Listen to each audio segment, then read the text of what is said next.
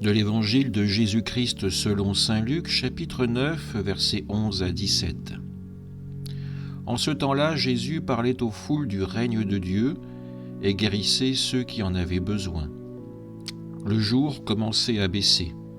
Alors les 12 s'approchèrent de lui et lui dirent « Renvoie cette foule, qu'ils aillent dans les villages et les campagnes des environs afin d'y loger et de trouver des vivres.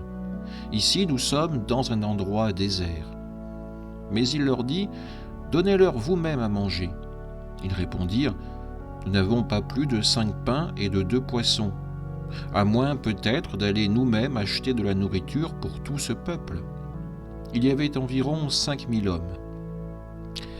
Jésus dit à ses disciples « Faites-les asseoir par groupe de 50 environ. » Ils exécutèrent cette demande et firent asseoir tout le monde.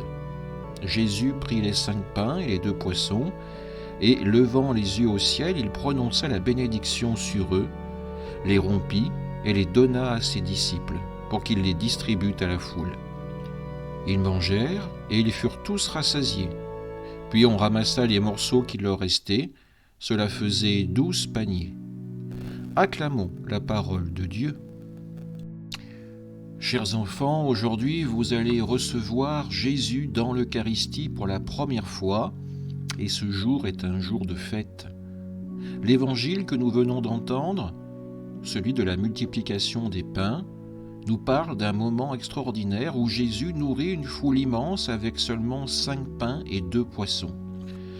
Ce miracle nous montre que Jésus prend soin de nous, qu'il nous donne ce dont nous avons besoin et même plus encore.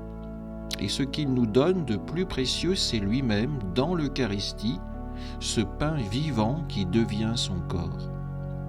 Dans cet évangile, vous l'avez entendu, Jésus demande à ses disciples « Donnez-leur vous-même à manger ». Les disciples sont un peu perdus, ils n'ont presque rien.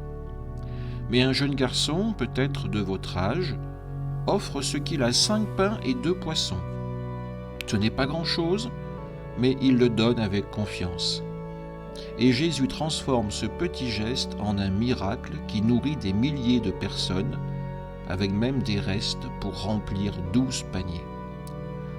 Ce garçon me fait penser à un jeune comme vous, Carlo Acuti, qui a été béatifié il y a quelques années.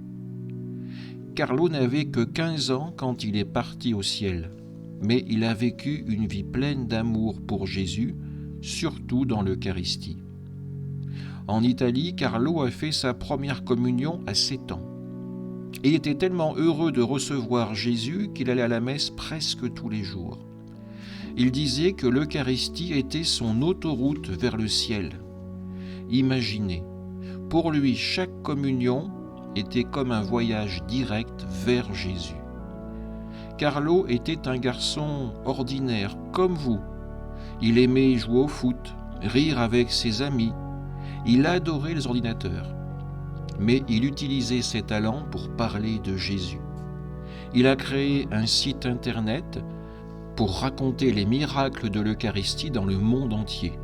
Un peu comme s'il partageait ses pains et poissons avec tous ceux qu'il rencontrait. Même s'il n'avait pas grand-chose, juste son temps et son cœur, il a tout donné à Jésus. Et Jésus a fait des merveilles à travers lui. Vous aussi, aujourd'hui, en recevant l'Eucharistie, vous êtes comme ce garçon de l'Évangile et comme Carlo. Vous n'avez peut-être pas beaucoup à offrir, un sourire, une prière, une petite action gentille pour vos amis ou votre famille, mais si vous donnez tout cela à Jésus avec amour, il peut en faire des miracles. Chaque fois que vous recevez l'Eucharistie, Jésus vient habiter en vous. Il vous donne la force d'aimer comme lui, de partager comme lui, de rendre le monde plus beau. Alors, chers enfants, quand vous recevrez Jésus tout à l'heure, pensez à Carlo Acuti. Demandez-lui de vous aider à aimer l'Eucharistie comme lui, à faire de chaque communion une rencontre avec votre meilleur ami, Jésus. Et comme le garçon de l'Évangile, N'ayez pas peur de donner ce que vous avez, même si ça semble petit. Jésus le multipliera pour toucher le cœur de ceux qui vous entourent. Que cette première communion soit pour toujours votre autoroute vers le ciel, comme disait Carlo. Amen.